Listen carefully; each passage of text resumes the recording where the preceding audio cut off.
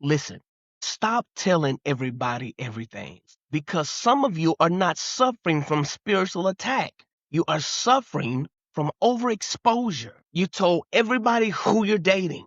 You told everybody what you're planning. You told everybody what you make. You told everybody what somebody told you privately. And the moment God showed you something, you ran and told everybody that too. Listen to me carefully. Everything that can be revealed should not be revealed because there's a difference between being secretive and being private. Secrecy can hide what should be exposed, but privacy protects what is still being developed. Stop, rewind, play.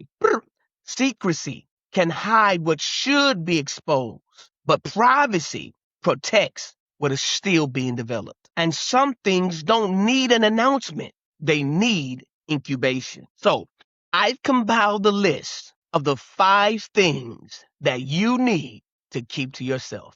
Let's get into it. Number 1, your next move.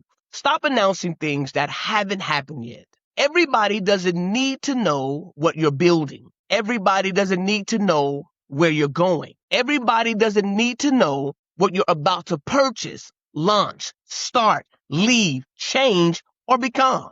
Proverbs 12:23 says this, a prudent man concealeth knowledge, but the heart of fools proclaimeth foolishness. I want to know, did you hear that? Watch this. The Bible connects prudence with knowing how to conceal something. Sometimes wisdom says, don't announce it yet. Let's look at Nehemiah. God put something in Nehemiah's heart concerning Jerusalem. But when he arrived, he didn't immediately announce everything that God placed in his spirit.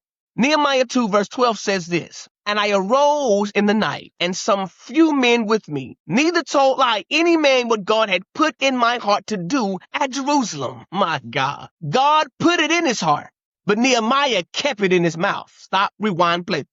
God can put something in your heart, but it's up to you to keep it in your mouth. Just because God puts something in your heart doesn't mean it immediately belongs to everybody else's ears. Sometimes you've got to build quietly and reveal publicly. Stop giving people front row seats to things God is still constructing backstage. Number 2, your private life. I want to let you know, everybody doesn't need to know who you're dating. Every dinner doesn't need to be a picture. Every relationship doesn't need to be a Facebook status update. Every disagreement doesn't need a Facebook post. And every person you're getting to know doesn't need to be introduced to thousands of people before you even know what the relationship is. Stop showing your pastor who you're dating because once you make something public, you invite public opinion into a private process. Oh, God. Now you got people commenting. Now people are asking questions.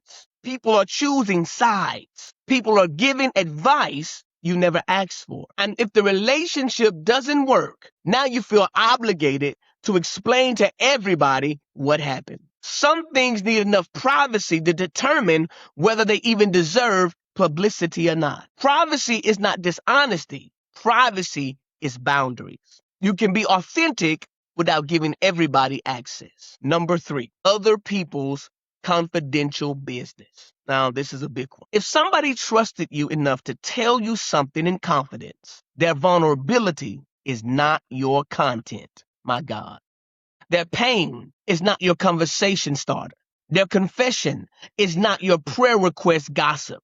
Don't say, I'm only telling you so you can pray. No, the devil is a lie. Sometimes you're not spreading prayer requests. You're downright spreading gossip and misinformation. Proverbs 11:13 says this, a talebearer revealeth secrets, but he that is of a faithful spirit concealeth a matter. My God. Notice what the Bible calls the person who can hold something confidentially. Faithful. Faithfulness isn't only proven by what you do. Sometimes faithfulness is proven by what you refuse to repeat. If somebody's information involves danger, abuse, or something that legitimately needs intervention, that's different.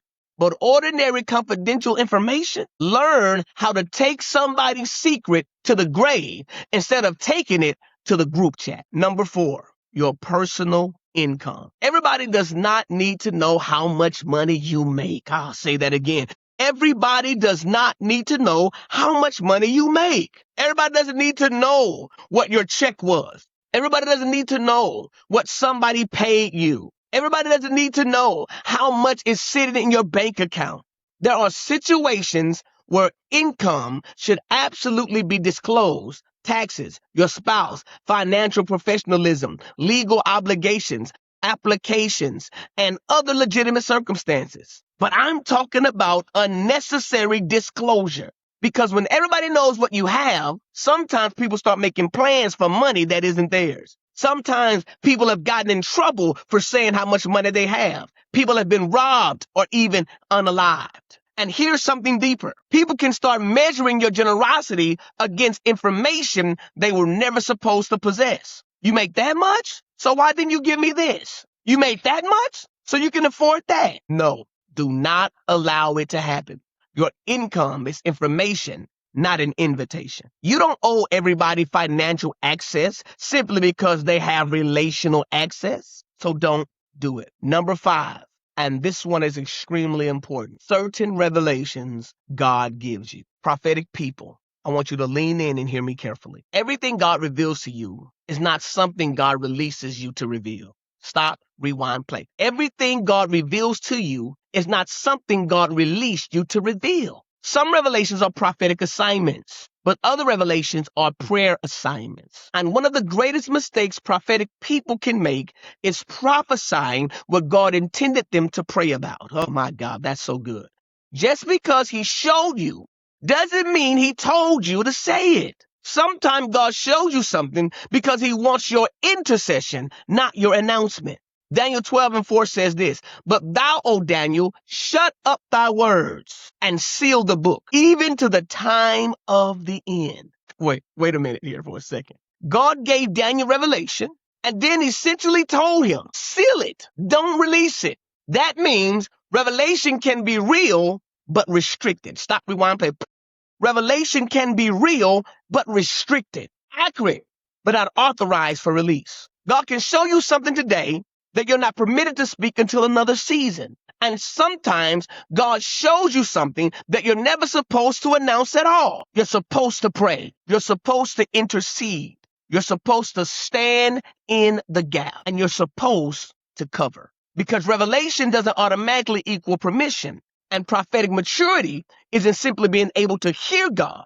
Prophetic maturity is knowing what to do after you've heard him. Should I speak? Should I pray? Should I wait? Should I warn? Or should I keep my mouth shut? Don't turn every prayer assignment into a prophetic announcement. So, hear me. Keep your next move until it's time. Protect your private life. Guard other people's confidential business. Use wisdom concerning your income and learn to steward revelation before you release revelation. Because everybody does not need access to everything concerning your life. Because sometimes things grow better in the darkness. If this blessed you and you're interested in more teaching on this level, please consider subscribing to the Revelation Room by clicking the link in the comment section below. God bless you.